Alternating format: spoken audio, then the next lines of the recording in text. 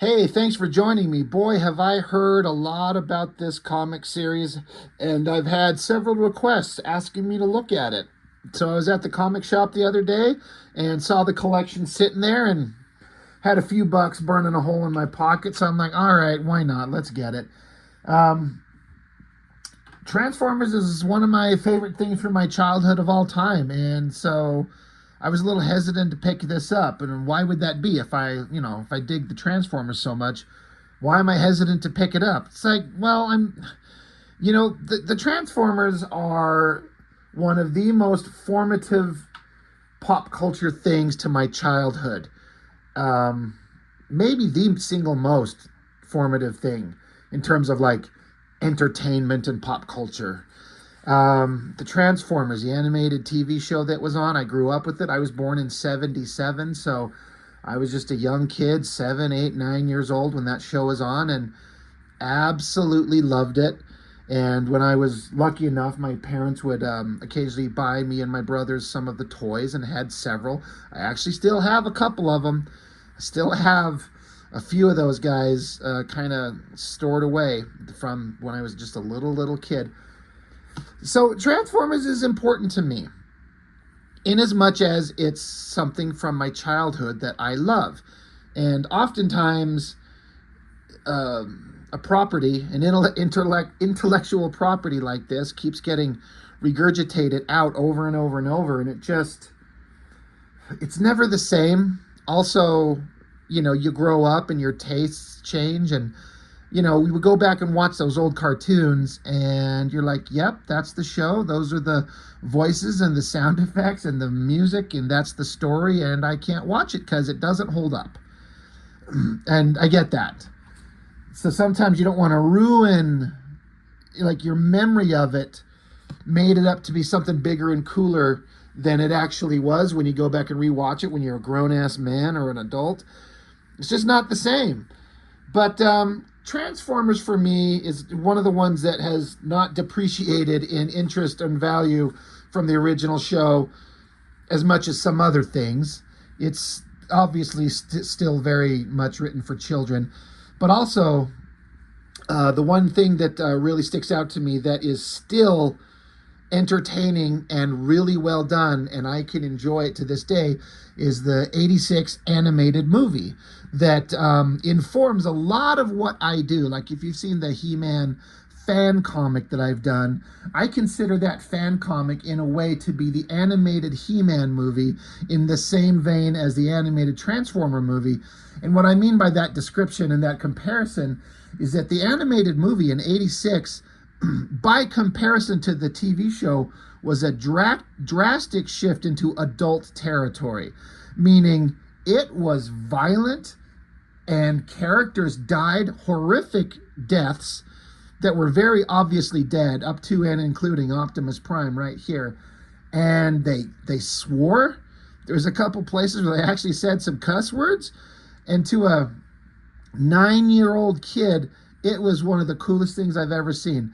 The music was incredible, the animation was amazing, and it advanced the story forward. Characters died, other characters come along, and the Transformers animated universe moved into its next iteration, which was not as interesting, but still pretty good. But anyway, all of that stuff is some of my favorite stuff for Transformers ever. And my problem is, like, almost without fail, every other version of Transformers, anything you've ever seen, is some different continuity, some different timeline. It's not in the same universe as the cartoon, which is the one that I grew up with, so it's the only one I give a shit about. The original comics from Marvel, I did get to read several of those. My older brother and I collected those when we were younger, and those had some formative stories that I do remember a lot of stuff from. But to me, it wasn't the prime timeline, the storyline, which that was the cartoon and the movies, or the movie. And then there's just been a million different Transformers animated, all kinds of stuff, and they're all different takes on the property, and I don't like any of them. It's not built for me, and I'd gotten too old to kind of be interested in watching another kid show. The movies are varying degrees of horrible. You know, they're fun, exciting action movies with some incredible special effects, but my God, are they nothing, you know, it's nothing like what I want them to be. The only Transformers anything, sequel, follow-up, in any form, you know, be it in print or movies or TV or anything, the only one that holds a candle to the original animated show to me is the 90s series Beast Wars, which is, to my mind, the entirety of the series is probably the best written Transformers characters ever in anything. And that, you know, if you've seen it and watched it and you get it, you know, I think some people might have a hard time getting past the 90s era CG computer animation, but the stories are fantastic. They're some of the best written Transformer characters ever, and it is tied directly and specifically into the continuity of the original cartoon show. They honor it, they respect it, and they involve it. And so that's another reason why I love it. So all that is to say, I was not interested in reading another iteration of the Transformers. Not at all. Like, I don't care. Another version of Prime and Megatron and another version of the war and the story that they're doing. I don't fucking care. But because I have a channel and some people want to hear about it or, you know, have me talk about it, and I've heard a lot of good things about it, I picked it up. It's a collection of the first, it's six issues. And I am extremely pleasantly surprised. My brothers, John and Dee, if you guys are watching this, I highly recommend you pick this up. It's close to the original kind of cartoon continuity. It's like an alternate version. It's like a different universe. It's a different spin on it. It's a different take. But it's really well done. It's not my favorite thing ever, but in terms of comics, Transformer comics, it is my favorite thing ever. On my first read through, I was kind of just absorbing everything and taking it in, and I liked it. And then I kind of sat it down and I thought about it and I kept mulling it over in my head. And then I picked it up and read it a second time. And I just started liking it more and more and more. So this Daniel Warren Johnson, writer and artist, he does everything except the coloring and the lettering. Never heard of him outside of doing this book. And everyone was saying he's amazing. And then another problem with Transformers, I was talking with some of my fellow artists on some live streams recently, is that one, vehicles are a bitch to draw. And two, robots like these, especially these Generation 1 Transformers, they're all straight boxy looking machines. So in theory, you would think you'd have like a ruler out, drawing straight lines because they're machines and technically accurate. And when you do that, it becomes very stale and static and can be very boring if you don't know what you're doing. This Daniel Warren Johnson 100% knows what he's doing. And one of the things that he's done that I appreciate, I was reading up on him a little bit about his approach to the Transformers, as you'll see in the book. He did not put a ruler down on the finished art anywhere. He probably did when he was laying it out in pencil. I think he works digitally, but I believe this is all hand-drawn art.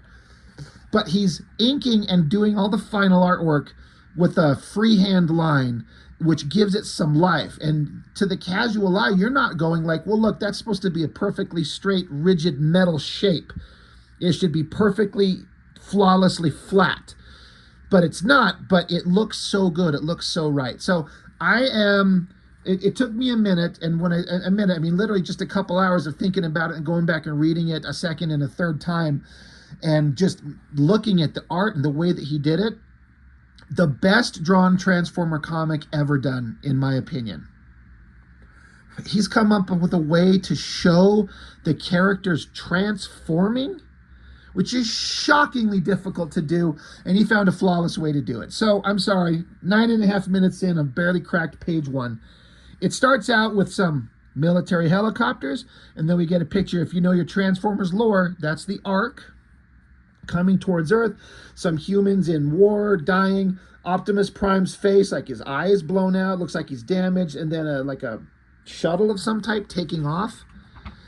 So it's 6 issues, so I don't want to spend too much time going over the story. like beat by beat.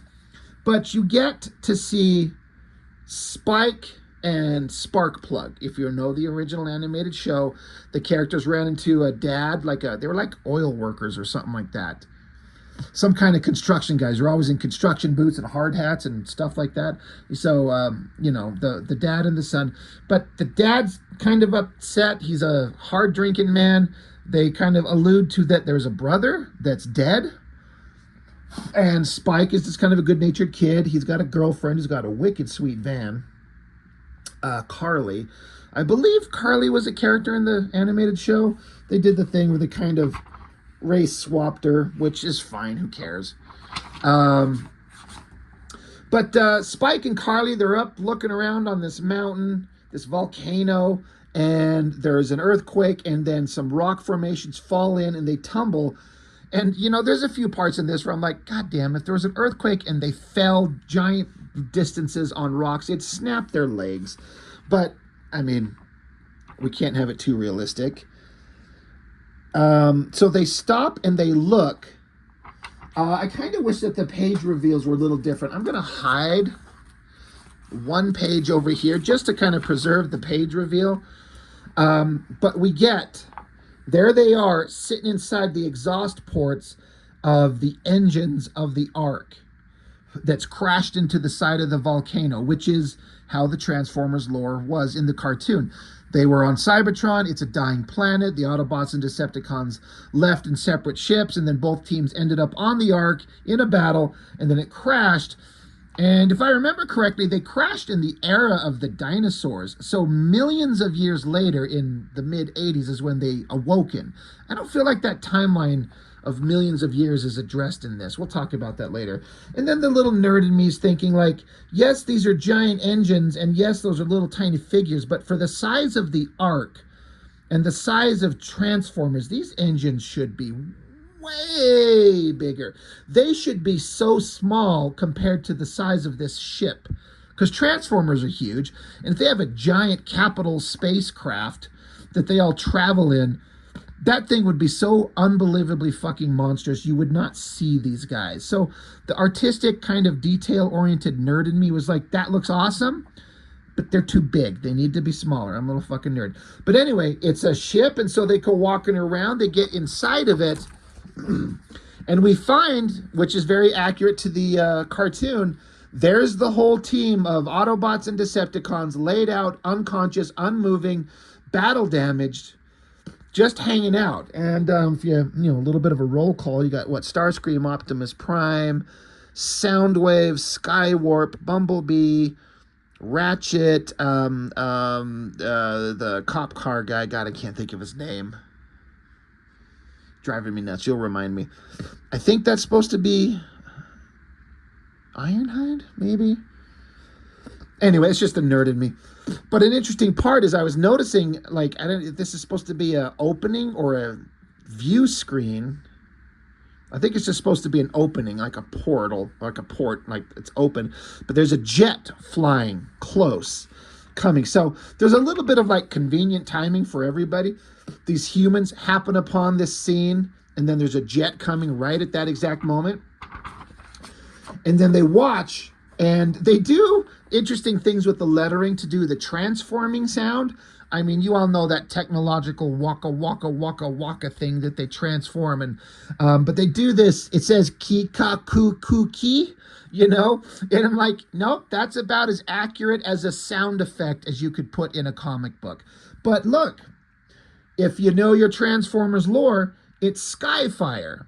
But I do believe they refer to him as Jetfire, which is an interesting kind of mixing of the character, because the toys we got, my older brother had Jetfire, which was actually just a rebadged Macross, what is it, a VF1? That classic design from Macross, the jet that turns into half jet, half robot, and then full robot, and that was a character named Jetfire. But they couldn't put that design in the cartoon, so they redesigned the character to look similar-ish, but very different, and renamed him Skyfire. This is the Skyfire design, but they call him Jetfire. So I think that's cool. But he gets here and he's like, my fallen friends, it's finally time. If I had enough power to lift the ship from this mountain trap, I would bring you all home. But I only have enough energon to trigger the earthquake and reveal yourselves to me. So he basically starts up Teletran 1, which is similar to how the cartoon was. They get the computer going. This little device comes out. But Jetfire here, he's like, until the day we can gather enough energy to return, I have found you new forms, one that the creatures of this earth will find familiar. So they're saying, computer, Teletran 1, piece them all together at full strength. So the first one that gets lifted up, like whatever kind of power, and gets assembled, and you can see in this shot, all these little technological pieces are reforming on Starscream's body. And again, if you know the animated cartoon lore, millions of years ago, Starscream and Skyfire were like friends and kind of exploratory scientists. Like Starscream at one point wasn't a psychotic murderous monster. So it falls in line with the lore that Skyfire would awaken his perceived friend, Starscream. And so, yeah, Starscream calls him Jetfire. He says, comrade, thank you for waking me. And he says, I'm glad you finally picked the right side. And this was interesting. Bumblebee, who's been overdone to death in the movies. He's become like the world's most badass warrior. In the cartoon, Bumblebee was like a weak little kid robot. Starscream just blows a fucking hole through his head. Just executes Bumblebee on the ground. Skyfire's like, what the fuck are you doing? And Starscream says, don't you see the markings I wear proudly on my wings? Wake up. We have been at war for the past 100 years. Stand aside and let me do what must be done. So I'm guessing this is Daniel Warren Johnson changing the lore around. It is a little bit weird in the cartoon where the Autobots and the Decepticons, not all of them that exist, but the primary characters, they abandon Earth or they abandon Cybertron and then land on Earth and are unconscious for millions of years. Now, that's the lore in the cartoon, right? It was like 4, 5, 6 million years later. Here, Starscream saying they've been only at war for a century. So it is weird to have like the Autobots eventually go back to Cybertron in the cartoon and nothing has changed. And it's been millions of years. Like time's probably a lot more imperceptible to immortal robot gods, but it is a weird element that always kind of bugged me as a kid, so maybe that's why Daniel Warren Johnson changed it. I don't know. But, you know, Jetfire is a good-natured guy, and Starscream is clearly he's joined one of the factions, and he's become a violent murderer. And so Starscream's like, all right, well, we're not friends, so he shoots him right in the guts, drops him to the ground, and is going to execute him. But then in the distance behind him, we didn't get to really see it happening. You know, Teletran 1 reassembled Optimus Prime. He shows up, knocks Starscream on his ass. And then Optimus Prime grabs him and does this like reverse wrestling DDT move. Just slams him into the ground. It's pretty epic. Prime sees these human creatures. He's like, well, who the hell are you guys? So Prime has to grab. He's like, get behind me, small creatures. Starscream's taking some shots at them. Oh shit, Ratchet's on his feet. Ratchet was kind of a pussy. I mean, he's the medic. He's not like a warrior. But here he's kicking the shit out of Starscream. And to his credit, he got up in the animated movie on that shuttle when the Decepticons attacked. And he got up with double guns and started blasting at him. And he died a horrible death. Not the worst. Prowl. Isn't that the name of the cop car? God, I'm just going off about the animated show. Prowl and Ironhide died horrible deaths. But so basically, each one of these Transformers is being awoken in turn. And then the battle just starts right up. Skywarp's there, going nuts. They're shooting at each other. They they're grabbing Soundwave. You know, Starscream's like, get our fellow warriors, get them over here, get them reassembled. So, you know, they're blasting. Prime's like, well, my new form should have an additional, yes, there, the trailer.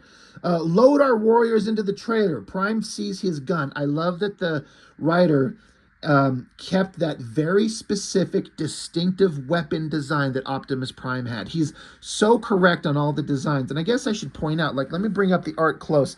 If you look at it, If you pay attention, none of these lines, these ink lines, are done with a ruler. It's totally free-handed.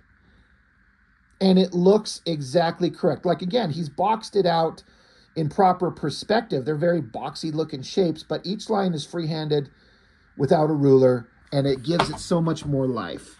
But yeah, they keep waking up one by one. Prime goes and grabs his gun. Soundwave puts his ass back together. He takes a shot at Prime. Great shot there with the explosion. The coloring's incredible. They've got Wheeljack. They've only got half of him. He's missing his legs. But Prime wakes up from the flame and wreckage, and he, look of shock on his eyes. He sees Bumblebee dead, I guess. So he picks up and kind of holds his body. Starscream shows up behind him and starts attacking him again. Prime's reaching for his gun. Soundwave ejects Ravage. And so the humans who are watching, they can kind of tell who's good, who's bad.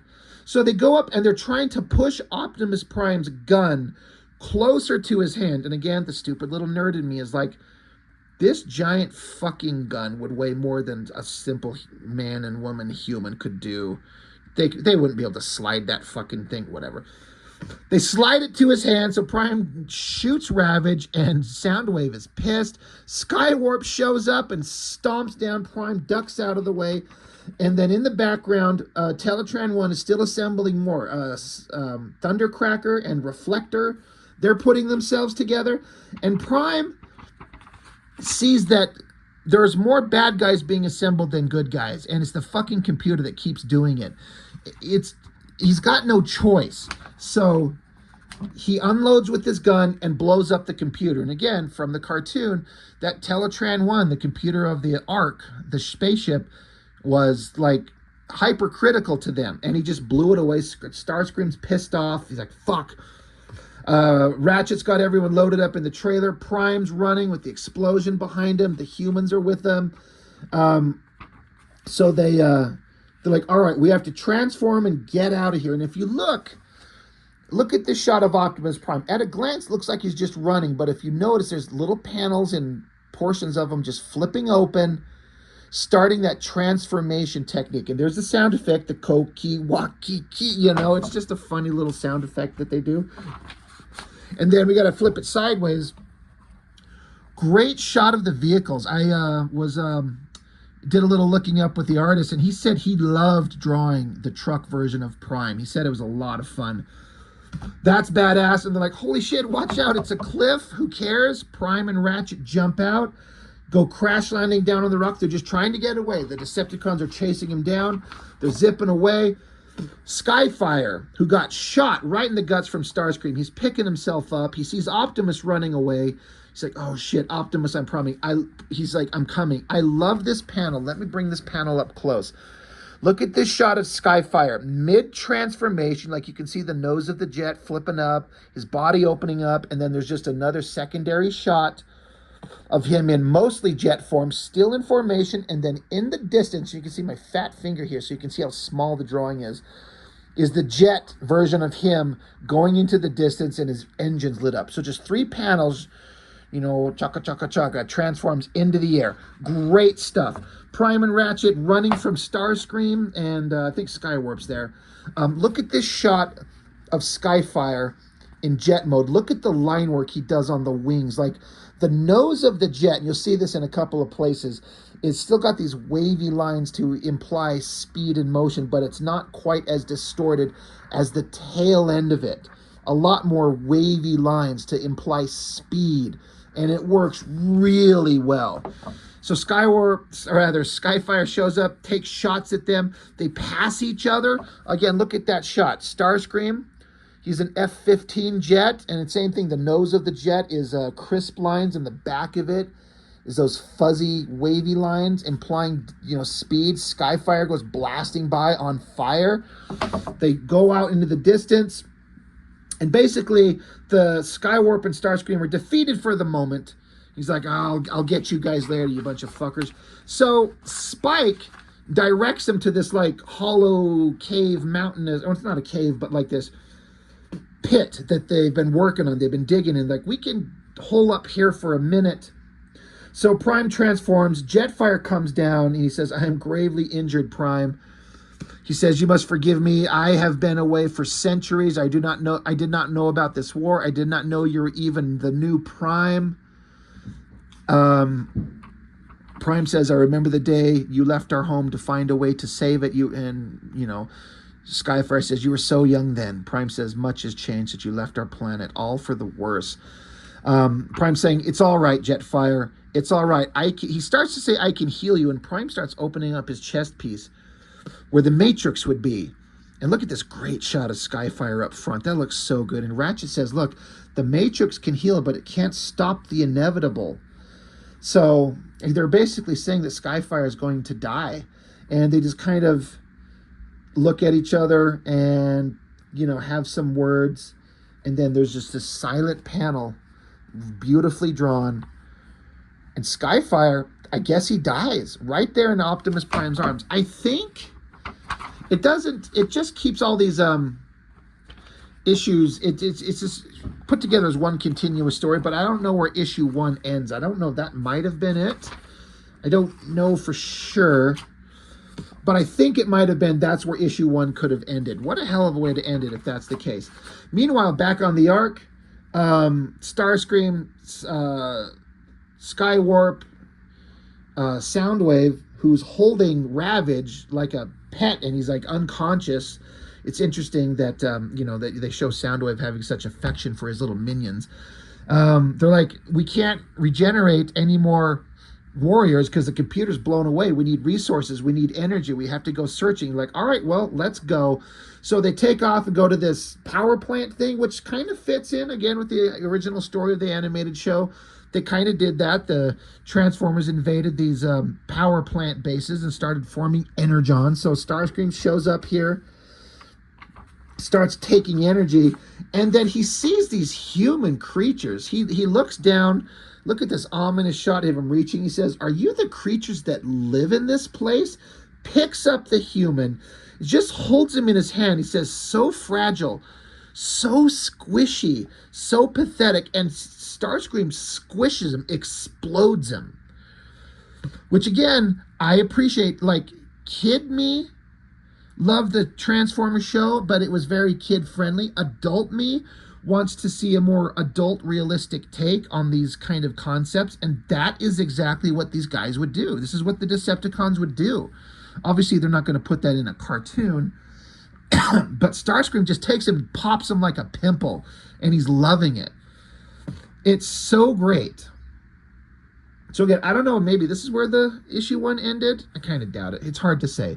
But cut to Prime, he kind of walks out and looks at nature, and he's like shocked at the beauty of this planet. He's like, the beauty, it's unbelievable. But then there's a crunch under his foot. And then he looks down and he sees that he stepped on a fucking deer. Like, just crushed it. And he's like, "Oh shit, oh God. It's flattened, it's dead." He's like, "I'm so sorry." And so Spike's like, "Well, it's an accident. I saw the whole thing." And Prime's like, "No, I had no idea. Your home is so fragile." Spike's like, "Yeah, I never thought of it that way." Prime's like, "Well, where I'm from, everything is metal. The ground doesn't sway when I walk on it and leave marks where my feet were. I should have known better." And so Spike and Prime kind of sit here and talk and kind of explain to each other who they are. And, Spike explains family, and Prime's like, "Family, that is he doesn't understand. Prime doesn't understand mom and dad. He doesn't understand biological human genetics." So Spike's like, "Well, it's family." And Prime's like, "Family is a concept I know." Prime's getting to know this human and why he's going to protect him. And then so Prime starts explaining Cybertron, so we get a big shot of the planet looking awesome. Prime's like, "I'm from a place, Cybertron. It was beautiful in its own harsh way for a millennia before my spark came into being. There was peace. But then, the wars started, and Megatron himself came along. And so they took off into space to... he says, "Our numbers dwindled so badly we had no choice but to abandon our home to our oppressors, to scour the galaxy and find a new way to retake our home. We left in the ship you found us, the Ark. And it was during our escape that the most powerful of the Decepticons came to extinguish the spark of my kind forever." So we got Megatron and Prime just going at it. He says, the last thing I remember seeing was your planet right before entering its atmosphere. It's like, and so you crashed into the mountain? And he's like, yeah, that's where we were. That's when you found us. And so Spike says, I'm sorry about your friend, the yellow one. And then Prime just says, family. So there's sadness that Bumblebee's dead. I don't mind Bumblebee at all, but, you know, the movies have kind of ruined the concept for me. But Cliffjumper has been reawakened. He's like, oh, shit, you're alive. And there's this funny little part where Cliffjumper sees the human for the first time, and he freaks out. He's like, holy shit, what is that thing? And he's kind of scared. He's like, holy shit. You know, Spike offers his hand up. He's like, to shake his hand. He's like, hey, nice to meet you. And Cliffjumper's like, oh, we're not yet there, my man. You're like a turbo rat, a creepy little, like, he doesn't understand the concept of these flesh creatures when all they know is mechanical life forms. So it's funny. Cliffjumper continues, how many of you are there? And there's the girl. She shows up, and that's why he's like, why are there so many of us? She's like, calm down. I'm not a giant spider. Just calm down. Yeah, so Cliffjumper's just not used to this world, but he's getting a sense that they're all right, and they shake hands, or, you know, hand and finger. Anyway, back at the place where the Autobots are kind of holed up for a minute, they got Prime's trailer flopped open, and they're trying to repair. They got Wheeljack in there, and they got other body parts. You can see Jazz. I think that's Huffer. You got Hound. But they don't have energy and technology, so it's a long, slow process. So they were able to rig up this partial human technology with Cybertronian technology to generate energy, and slowly it's working. But Prime's like, well, we could use the Matrix, and Ratchet's like, Prime, not yet. The power is directly connected with your life force. The risk is too great. If we lose you, we lose everything. Well, Cliffjumper's like, well, if we're running out of Energon, maybe the Decepticons are too. So back with the humans where the Decepticons attack, they're kind of assessing all the damage. And then fucking Skywarp shows up again, just slams down. Great shot. Lots of energy. Okay. Nope, did not skip a page. Down comes Soundwave, Starscream. They got some giant machine, basically a giant Energon generator that they plug into the human's power source. So, you know, Starscream stomping on everybody, killing everybody. And they start generating electricity, and Skywarp's like, it's working, chug, chug, chug. So it's working.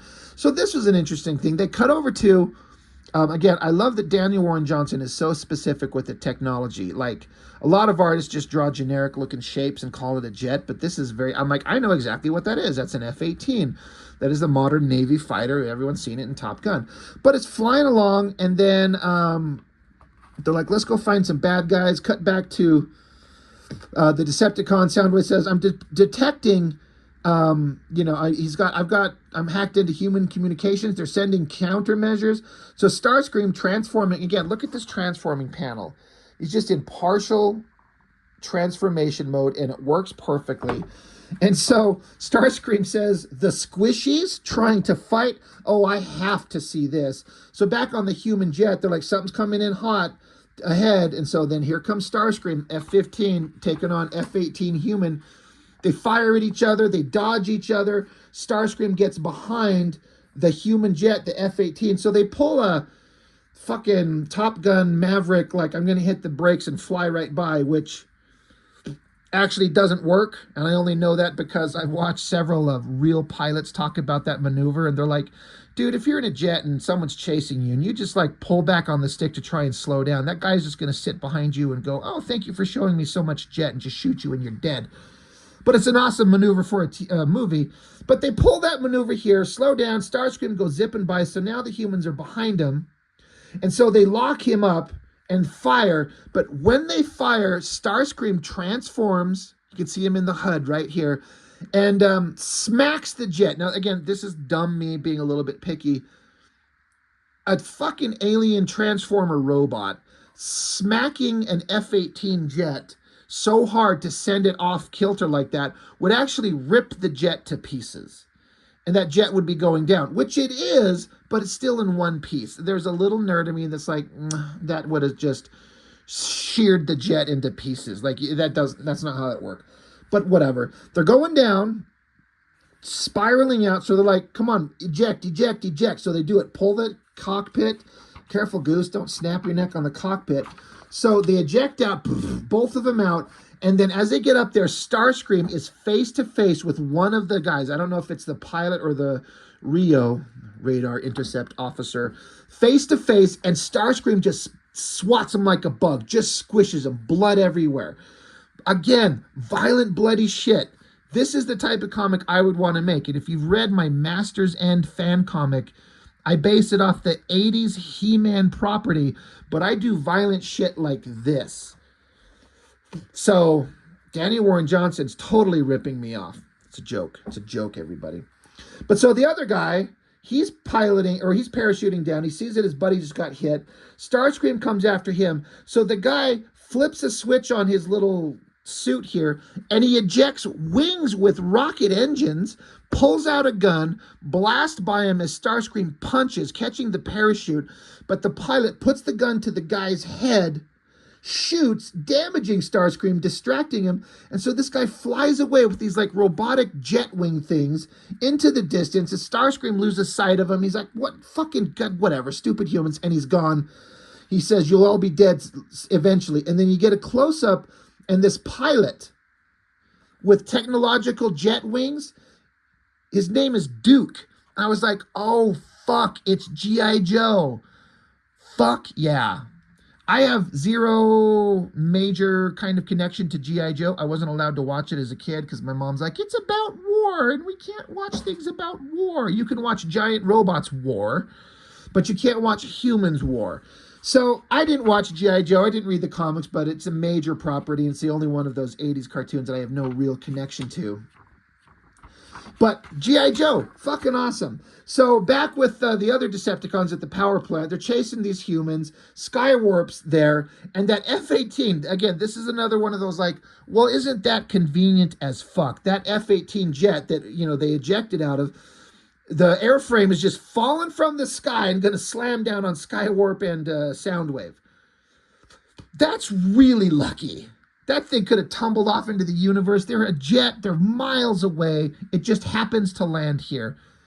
It's awesome. It's an awesome shot. But the convenience of it did stand out to me as like, it's a little plot convenience can equal comic suck, but not enough to ruin this. But anyway, Prime and the humans, you know, they notice the battle in the distance. They look up close and they see what's going on. So, you know, they decide that the Autobots are like, we need to defend this world. So, all right, come on, jump in. Look at this shot of Prime transforming. That is so awesome. It's the perfect, like, in-between. You can tell it's Prime from Robot. You can tell it's the cab, the truck. It's in between.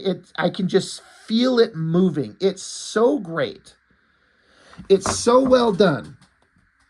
But Prime's going to go check up on some shit. So Spike and Carly in their van, they're taking off. But Soundwave has deployed Laserbeak. And the designs are all perfect. He comes, you know, swooping in. Laserbeak's not so much about battle as much as he is scouting, observation, reporting findings. But Sparkplug gets back to his house looking for Spike. He's like, there's this battle going on. There's explosions. Where's my son? So he gets into a box, pulls out all his guns and hardware. Spike is actually with Prime. Carly's in her van. She shows up to find Spike's dad, and his dad's all armored up, and he's like, where's Spike? Where is he? And they're like, oh, shit. And oh, by the way, the bald human that Starscream crushed and exploded, that was Carly's father. So she drops to her feet, and she's just like, oh, my God, oh, my God. So, you know, lines are being drawn. Meanwhile, while they're having a conversation, Spike's dad and Spike's girlfriend, Laserbeak comes crashing through the wall. You know, it's hard to make these boxy, ridiculous designs of these Transformers look awesome, but holy shit, does that work right there. That is really good. So Spike is fighting him, it's not Spike, it's Sparkplug. Stupid names. But Laserbeak's going after the girl, but then Cliffjumper followed along, jumps in there, takes out Laserbeak, does an awesome, like, back roundhouse kick to his fucking head, and But the dad, Sparkplug, doesn't know who's good and who's bad. He just knows there's giant robots fighting. So the dad puts a shotgun to the head of Cliffjumper. He's like, get away. And he shoots him in the head. Boom. Now, Cliffjumper is one of those little mini robots like Bumblebee. And they're the weak Transformers. But even the weakest ones are not going to be hurt, even by a close shot from a shotgun. But the kinetic impact sends him out of the wall, crumbling down. The dad's grabbing him. Come on, we got to get out of here. They jump in a car. Back with the Ark, Starscream's over here. You said it would be fixed, and Soundwave's like, look, this material is primitive. We don't have everything we need. There's other materials on this planet, but we have not sought them out. Like, we've got some material, we've got some energy, but we need Cybertronian technology.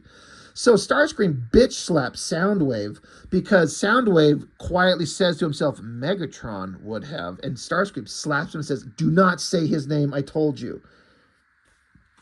Anyway, they're like, hey, Laserbeak found an Autobot, and Starscream's like taking a drink of Energon like it's a freaking like soda pop with a straw. That's funny. So, back with the humans, you got Sparkplug and the girl. They're back with the other humans. Everyone's arming up. Cliffjumper pops in there and is like, dude, would you not fucking shoot me? But they, he gets out his gun and shoots at him again.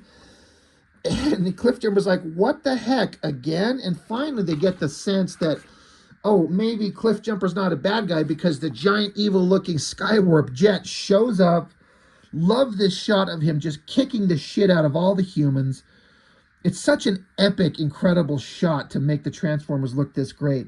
Meanwhile, Prime is showing up with Spike, and Prime's like, all right, hold on. Skywarp's here, smacking cars around, just gonna slaughter everybody. Cliffjumper's on his ass, wounded, can't really do anything. The girl's standing up like trying to protect him, and Skywarp's laughing like, you're gonna protect him? Please, look at that shot of Skywarp coming out of the clouds with the shadows. Ominous, awesome. But what do we get? Double page spread. Perfect, awesome shot of Optimus Prime in his truck mode slamming right into Skywarp, sending him back. And then look, just to sell the kinetic energy movement, like Skywarp's laser gun, which should technically always be perfectly straight, he curves it to help sell the impact. Look at the lettering, the giant lettering behind him, just everything. The motion selling it, it is so good. That truck looks so great. Skywarp comes tumbling, and then again, I know I keep showing these shots, but look at that shot of Optimus Prime transforming. Again, just all those little bits and pieces of it just clicking and clacking. It's so well done. Like someone cracked the code to make this look exactly perfect. I've seen artists do it where they just show the robot in regular robot mode, and then in front of them, the vehicle mode, and you just don't get to see the transformation. And it's a tricky thing to do. I don't know what's the best way. Daniel Warren Johnson cracked it flawlessly. But now it's Skywarp versus Optimus Prime. They charge at each other. Great action, energy, movement. This was a crazy shot. I keep forgetting that Skywarp has some kind of like teleportation power. So Skywarp punches forward, but he activates this little teleportation panel that opens up behind Prime's head. So Skywarp sticks his hand through the teleportation portal, and it says teleport. Grabs Prime's head from behind and slams him on the ground. Prime loses his gun, so Prime's hand starts glowing. And I'm like, oh shit, I know exactly what's coming. I know exactly what's coming. If you're a fan of the original cartoon, you know what's going to happen. Skywarp does another awesome back roundhouse kick. Look at the motion and movement of that right there. Prime gets up under Skywarp, picks him up, does another wrestling flop him on the ground move, and then Prime forms that energy axe from his hand, which was in the original cartoon. It's badass as hell. I love it. Prime's being awesome. But then the stupid fucking humans are still not sure of who's who and who's good and who's bad, so they get a rocket launcher and shoot Prime's arm, which shouldn't hurt him at all, but it does. And Skywarp is like, by the soul of the fallen, they're not just weak, they're stupid. Skywarp's like, not only are these humans just weak, they're a bunch of fucking idiots. So then Skywarp gets right up close to Prime and shoots his arm, blowing his arm almost completely off. Like his arm is just shredded. The humans come running along. The humans are shooting at Optimus Prime. They're like, humans like, just shoot everybody. Just shoot them all. So they're unloading. Great shot with the machine gun fire. Again, these machine guns should do anything, these Transformers. But during the bullets firing everywhere, pow, right through the lower gut. Spike gets shot right through his center section. Prime sees that. He's like, oh shit, he's on the ground. His Spike's father sees it. He's like, hold your fire, hold your fire. So Skywarp is reaching down. He's got his hand positioned to flick him. But no, hell no. Prime tackles him, sends him flying, and Prime says, your kind have played with this planet enough. So Prime grabs his basically destroyed arm, and you see this intense look on Prime's face, and Prime rips off his own basically dead, useless arm. He says, I will have no more of it. He rips off his own arm. I was kind of like, what the fuck is he ripping his own arm off for? But he's now got a weapon to use. So look at this great shot of him spinning it. Like a was it a mace? Like the ball with spikes or something like, you know, with the chain, spinning it, slams it down on Skywarp's head. Look at that shot. Bam, right over his head. He keeps beating the piss out of him. And then I love this shot right there of Prime just standing there, Skywarp down. He's missing his arm. The look on Prime's face as he looks and sees Spike is down, bleeding. And then Prime flashes back to the deer that he stepped on and is dead. So he goes to go pick him up. Spike's father shows up like, don't touch him. Don't touch my son. Prime just picks up the body. He transforms. Look at this great transformation shot. And then he's back to his truck form. But then look, that side of his body where his arm is missing is just destroyed and tore up. But he opens up this door and is like, I'm going to save your boy. Get inside. Like, come on, let's go. What a great shot. I was like, okay, I'm into this. So I guess a little bit later, Starscream shows up. Skywarp's on the ground. I mean, he took on Optimus Prime and had basically almost had him beaten. Skywarp did pretty badass. Probably the most badass thing he's ever done in his life. But he's like, come on, help me, get me up. And he's like, well, where'd the humans go? They're like, they drove off east. You know, they want to save the humans. So Starscream takes off again. Look at that panel of the transformation. All the technological designs. You can see Starscream's head folding back there, the cockpit coming around. It's so good. Back with the Autobots, Ratchet's working on Wheeljack.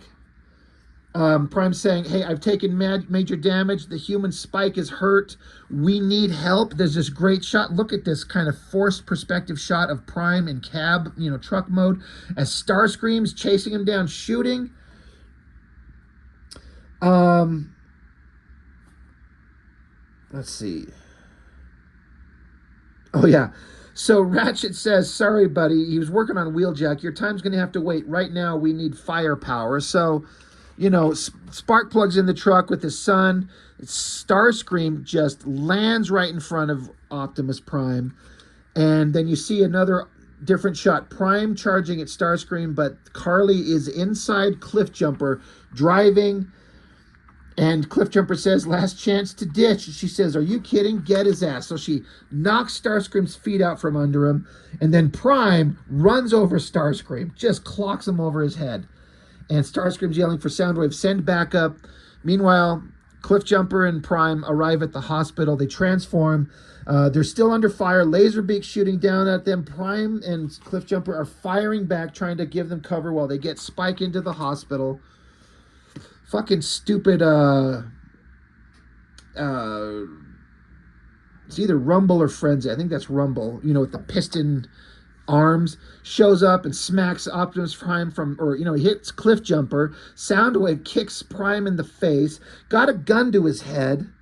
And so Starscream sees, he's like, oh, this is the hospital. This is where they fixed the squishy ones. Starscream's like, you're so pathetic. I can't believe you're bringing them here. So Starscream just unloads his guns onto the hospital, blowing everything away, laughing and cackling. And Starscream, or rather Soundwave says, he's like, Starscream, Autobots incoming. So we've got Ratchet pulling Prime's cab, and Jazz is there. Jazz is fixed. They got him back on his feet. He shows up, slides around, transforms, and just starts blowing people away like a badass. And Jazz shows up, and Daniel Warren Johnson likes having these Autobots do like big wrestling DDT, wrestling moves. Jazz picks up Soundwave and slams him down. So cool. And so the Autobots there, Jazz, Prime, Cliffjumper, Ratchet, looking on, Starscream and Soundwave. So they decide it's time for a tactical retreat. So they transform, take off, they're gone, they're going. And meanwhile, Prime, now that everything's quiet, they're like, shit, the power's out. We can't, the human doctor's like, we can't fix Spike. There's nothing we can do. He's gonna die tonight. We can't fix him there's no power, and the hospital's laid waste too. So the dad, he's sitting there and he's like, I'm here for you, son. I don't know what we're gonna do. So Prime, he's like, no more. He opens up his chest, pulls out the Matrix. He's like, even if it comes at a price, no more death. And so the Matrix charges up and fixes and kind of makes all the human technology working, turns on the power. And they're like, okay, well, we can get Spike to the ICU. We can probably save his life. So the Matrix does that. But using the Matrix causes it to run out of power, which is something I don't understand. It doesn't quite fit with the lore. So this was another interesting part. Starscream and Soundwave return. They've got Skywarp. And they're like, you need to fix the fucking computer. And Soundwave's like, we don't have Cybertronian technology, you fucking stupid jet asshole. And Starscream being this egotistical shit, he's like, look at my dents and laser burns. I need fixing. So they're like, well, we don't have the materials. But then Skywarp, who had his ass beat and he's barely functioning, they look down at him and they're like, there's some Cybertronian technology. So Soundwave grabs the top half of Skywarp, Starscream grabs the bottom half, and they rip him to pieces to part him out to fix the computer. Meanwhile, back with the humans, they did surgery on Spike. He's going to be fine. Sparkplug looks out. Optimus Prime's just sitting in the alleyway, and one of the sick people from the hospital is like, hey, I heard you can change into a truck. Can you do that? And Prime's like, sure, I'll put on a fucking show. So another great shot of him transforming. I mean, I'm glad Prime's wasting time and energy doing this for the human, but the human thinks it's awesome. So Sparkplug comes out and he's like, look, I misjudged you. I see that you're the good guys. I'm sorry. I mistook this all. So the Autobots are trying to take a minute to kind of gather up what they're doing, what their next move is. Ratchet is like, I don't understand why you're so keen on saving these humans. What makes them, like, worth saving? They're violent little murderous monsters. And Prime's like, yeah, so are we. So Jazz shows back up, but they're all out of energy. Jazz is like, I'm only here for one tune. This sucks. He's like, God, we've got to get some energy. We've got to get this fixed. So, and Prime is missing an arm. He's like, we can't fix you. He's like, I can't heal you or anyone else for that matter until we find a way to get some energon. But Ratchet says, we do have one more thing that might help us get back in the game. So they go back to Prime's trailer. And this is something I was like, wait, when did this happen? This is the one element that I don't understand, but maybe they'll explain it later. They open up the back of Prime's trailer, and Prime says, I can't use that. Are you kidding? Ratchet's like, look, you're wounded and barely standing. We're the last of our kind fighting for survival. We need this. We have no other choice. Meanwhile, Sparkplug offers up, like, I think I have an idea to solve your energy problem. Back with Cliffjumper and Carly, they're kind of talking about clans and families, and they're just connecting. It's kind of like Cliffjumper and Carly are kind of friends in the way that Spike and Bumblebee were in the cartoon. So that's all cool. Meanwhile, Prime shows up, and this is what Prime did not want to do. For some fucking reason, they have Megatron's right arm and his cannon.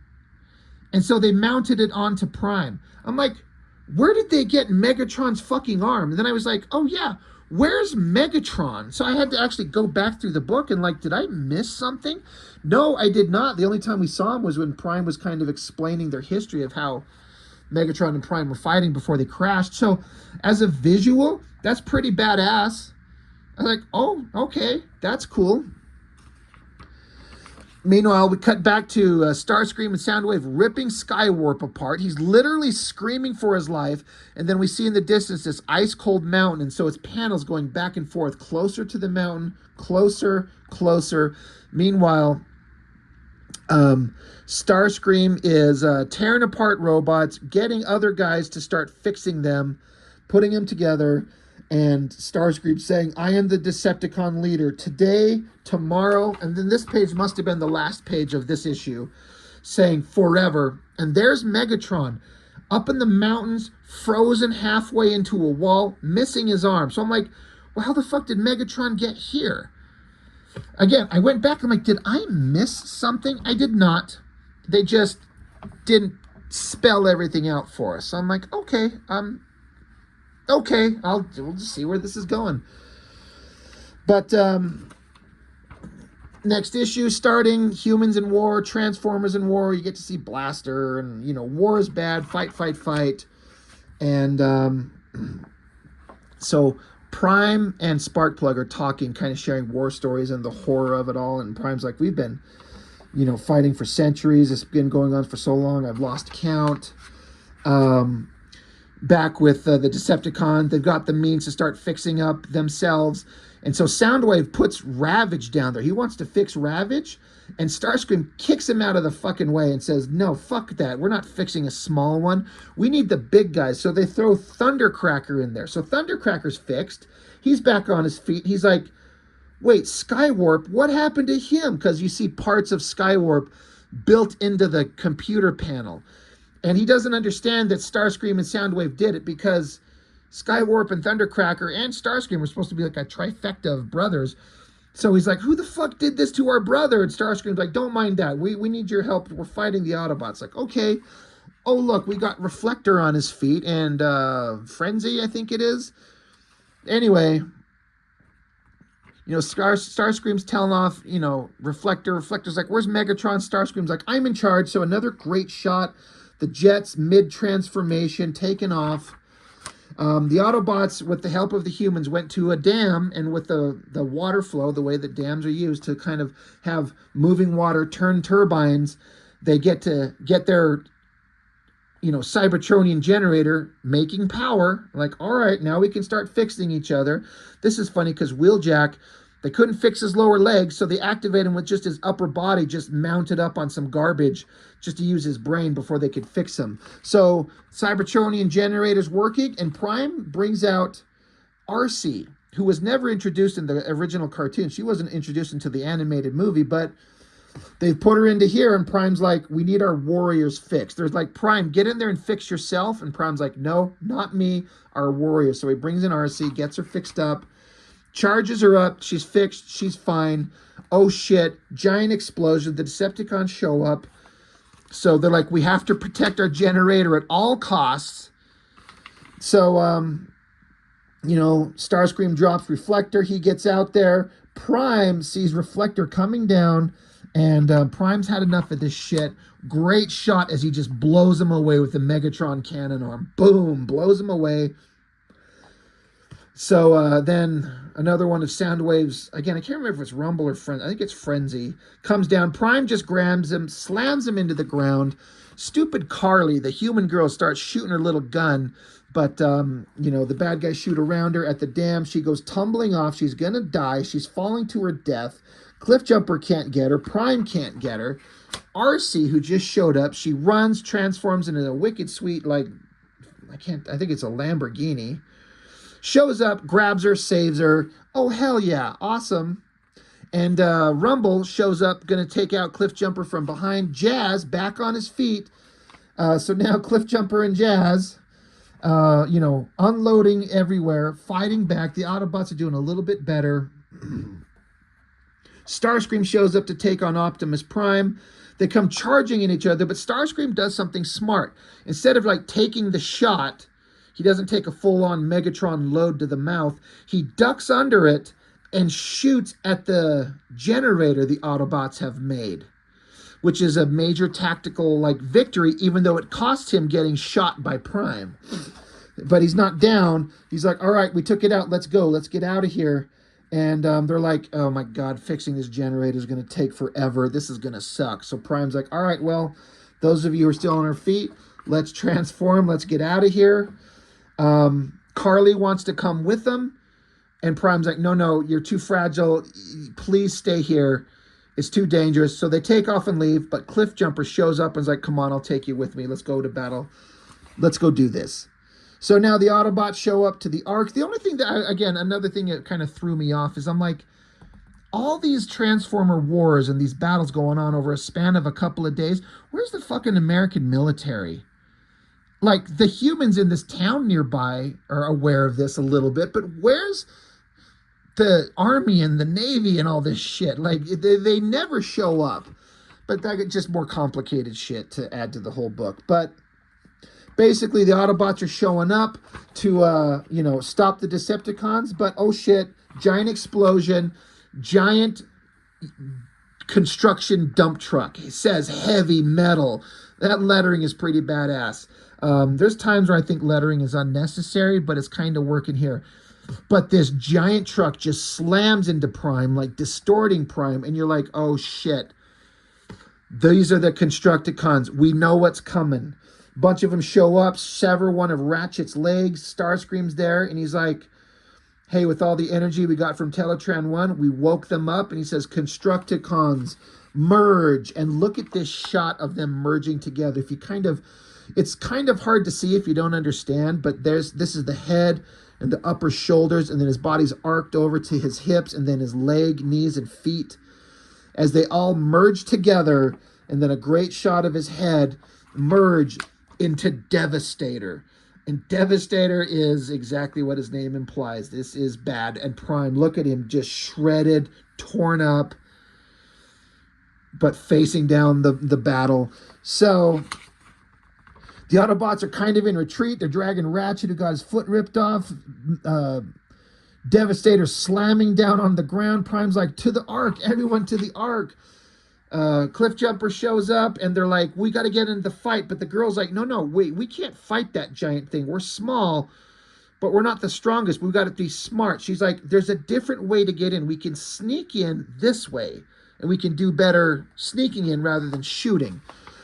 So Devastator keeps slamming down, destruction everywhere. Prime shows up and kicks Starscream in the head. That's the second time Starscream's gotten kicked in the fucking face. But Thundercracker's pissed off. He's like, you'll pay for what you did to Skywarp. Prime's, dodging, protecting the humans, giving Devastator the opening to grab Prime by the leg. And this is another one of these, like, funny moments where Devastator is super powerful, but he's kind of stupid, which is funny because the Constructicons separately, individually, are hyper brilliant scientists, but Devastator is a giant fucking dumbass. So Prime's like, Devastator, the rest of the Autobots are getting inside. Wait, watch where So Devastator grabs Prime, and then when he swings back to slam Prime down, he accidentally smacks Starscream away. Just pow, sends Starscream flying. But then Devastator slams Prime into the back of the Ark again, just damaging him even more, then slams him into the ground. But the Autobots show up. They take some shots to, distract Devastator. They're pulling Prime's basically destroyed body into the Ark. This is a great shot of the giant Devastator looking through this small little opening hatch, reaching in, hands going for it. Devastator grabs onto Ratchet's other leg because he can't crawl away.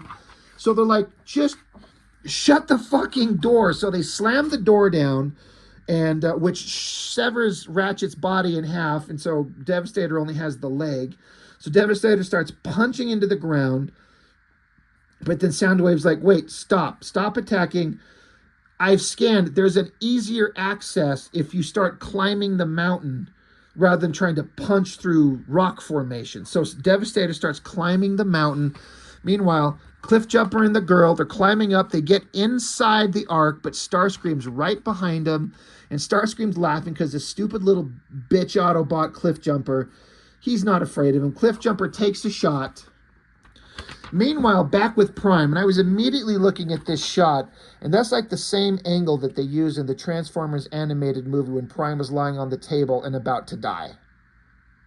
So that's got to be very intentional. And Ratchet's like, dude, this might be it. He's too damaged. Like, his wounds, he's not going to make it. Devastator keeps climbing up the mountain. It's shaking everything. So Prime says, my friends, I am sorry. I thought we still had hope. It's why I led us here away from Cybertron to find another way. But I see now Jetfire was right. And RC's like, Prime, you can do it. You can do it. We still need you. You can't die. So Prime opens up his chest. He says, I can feel my gears slowing, RC. My spark is giving way. It's my time. So he pulls out the Matrix, just like in the animated movie, and holds it out and drops it. Again, that happened in the movie, and Prime says, one of you must take it. And it drops to the ground. This time, Hot Rod wasn't there to catch it. So the Matrix is sitting right there, and Sparkplug is looking. He says, if there was only a way that he could help. And so he's sitting there thinking about when he was in war. He says, my men, Jimmy, Spike, whenever something bad happened to them, I'd always think, if only I could have taken their place. If only it was me instead of them. He's like having a moment of like, maybe I can do something, while Devastator keeps climbing the mountain. So Spike says, maybe now is my chance. I know you're going to care for this world, Prime, like I care for my boys. So Sparkplug says, watch over them for me. And so Sparkplug reaches into the opening kind of glowing portion of the Matrix. And he says, Sparkplug says, tell my son I'm proud of him. And so Sparkplug crawls inside the Matrix. And for some reason, it re-energizes the Matrix, which then re-energizes Prime. And he's perfectly healed. He's fixed. He's good. I don't know how come that works. I don't know what that is. Again, this is issues 1 through 6. I read recently the book is up to issue 19. So maybe this is explained. It's kind of weird. I don't know why a human absorbing into the Matrix re-energizes it, but I'll let it go. Prime's fixed, and he's like, you will not be forgotten, and I will protect your son, and I will protect Earth. Right then, Devastator's giant hand smashes through the wall. Prime grabs onto Devastator's ring finger and rips it off. So that's badass. He's looking at his hand. Prime grabs his gun, and this is one of these things where I was like, in my head, I was thinking, I can hear that song. And if you know the song, You've Got the Touch from the animated movie, which is one of my favorite songs of ever. And so Prime is just unloading with both Megatron's gun and his gun. And in the background, it's like, aw, yeah. Devastator's getting hit. And in the background, the lettering says, you know the song. And I laughed out loud. I'm like, fuck you, Daniel Warren Johnson. You're a genius. That song, You've Got the Touch from the Transformers animated movie. This is right here when it's playing. It's awesome. And that's what's going on. It's so great. So Prime rushes up, double flying kick to Devastator's chin. Meanwhile, Starscream is going to kill Cliffjumper. Carly grabs one of the guns and they're able to stand it up, angle it, shoot it, hit Starscream, knock him back enough to distract him. Cliffjumper gets the gun, stands up, and puts the gun to his head, to Starscream's head. He has the opportunity to kill Starscream, to execute him, but Cliffjumper's like, I can't do it. I thought it's what I wanted, but I can't. And Carly's like, he killed your entire clan. And he's like, I know. Cliffjumper's saying, I'm just tired of it. I'm just tired of all the death. And so Starscream takes that moment, picks up Carly, starts to crush her, and we know he'll squish the squishies. Meanwhile, Up on the top of the mountain, or close to the top of the mountain, Prime is in truck mode, the Megatron gun in a reverse angle, shooting at Devastator. As Devastator chases him up the mountain, he gets all the way to the top, Prime does, transforms, mocks Devastator by saying, "Is that all you've got?" Keeps shooting, Devastator keeps coming, and they're at the top peak of the mountain. Devastator comes running, Prime throws his gun to the side and then grabs Devastator, picks him up, and uses his momentum to toss him off the side of the mountain from the top. Maybe slightly unbelievable, but also super awesome because Prime is an epic hero. Down below, out on the engines, outside of that portal where they were at, Cliffjumper's got Starscream at gun's point, but Starscream's got the girl. He's going to squeeze her to death, and right at that exact moment, giant double page spread, we have to flip it over. Devastator comes falling down, smashes into Starscream, who lets Carly go. They smash, they crash into each other, and they both tumble to the ground. Cliffjumper grabs the girl. Starscream and the now separated into their separate component Constructicons fall to the ground. Carly's pissed. Like, you could have ended it all. You could have killed him. She's mad at him. The Constructicons pick themselves up. Starscream can't move, so they pick up Starscream, transform, roll away. And this was another interesting character moment. Soundwave's just standing up there, still holding Ravage, who's not moving. And Prime says, "Soundwave, wait." And Soundwave stops and looks. And Prime pleads with him. He says, "Please, let us be done with this. Let us find a way to save our home together." Like, he feels like Soundwave, like, come on, dude. You're the brilliant one. This fighting is not going to lead us to anything except destruction. Let's work together. And so Soundwave looks down at Ravage, who's, again, presumably dead, looks back at Prime. There's a sound effect, and Prime's very alert, eyes open. Soundwave takes a shot at Prime, but it's like Prime just stops him like Soundwave's nothing. Like Soundwave is a little bitch. And Prime says, "Make no mistake, Soundwave, I desire peace, but I am no fool." And right at that moment, Thundercracker shows up, grabs Soundwave, and takes off and leaves. And then we got Prime standing there victorious, saying, "Until next time, Decepticon." Meanwhile, back at the hospital, Spike wakes up and he writes a handwritten note saying, "Where's my dad?" The guy who threw himself into the Matrix and sacrificed himself, presumably. That's where it ends. Where's my dad? So that is the end of Volume 1, the first 6 issues. So we've gone on an hour and 12 minutes. I knew it was going to go forever. Pretty epic story. Violent characterization that all still feels within kind of the established character kind of traits that all these people had, all these machines and everything. I'm legitimately, genuinely shocked at how good this is. And if I understand correctly, I think I kept reading that the sales on this thing were outrageously good compared to what things normally are in the kind of modern American comic book market. And I love seeing new works do really well when they're really good. So, Daniel Warren Johnson, thank you, dude. Shocked at how good this was. It's nothing like I expected. Again, it's still deviating from the Prime timeline, which that's the one from my childhood, so I'm irrevocably and uncontrollably attached to it, and it's just how it's going to be. But for all the Transformer comics I've seen, the movies, the TV shows, this is the second best thing ever made for Transformers. And as I was saying, this is issues 1 through 6. It's up to issue 19 now. Daniel Warren Johnson, as I understand it, is continuing to write it, but other artists are drawing it, which disappoints me because he's so good. And I've had other people tell me that the other artists who are doing it are really good. And one of my other friends says they like the other guy drawing it now actually better, which I'm like, that's got to be pretty goddamn good. But I'm going to seek it out. I'm genuinely shocked, genuinely surprised at how good this was. Best Transformers thing I've seen in years. So, highly recommend it. Sorry for droning on forever. If you make it this far into my videos, thank you for listening to my stupid voice and my descriptions and my play-by-play of these stories. They're so good. Go buy them. Go support them. Go pick up the books. Give them to your kids. Love them for yourself. Read them and reread them. Pass them on. Pass them along. Spread the word.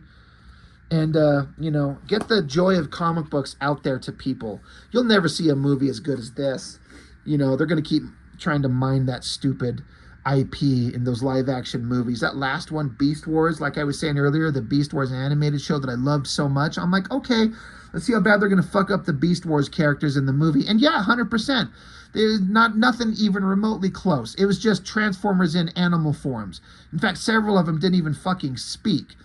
It was such a waste of an opportunity. Let's call it Beast Wars just because it's a new title with some kind of recognition, but then have it not be anything similar to the concept as it's supposed to be. Those movies have just gotten worse with every one. I kind of dig the first one, I'm not going to lie, but the first Michael Bay movie, still kind of good. But I guess that's it. I've gone on long enough. Transformers, Daniel Warren Johnson, incredible, amazing stuff. So that's all I've got for now. Thank you so much for watching. I appreciate it. I will see you next time.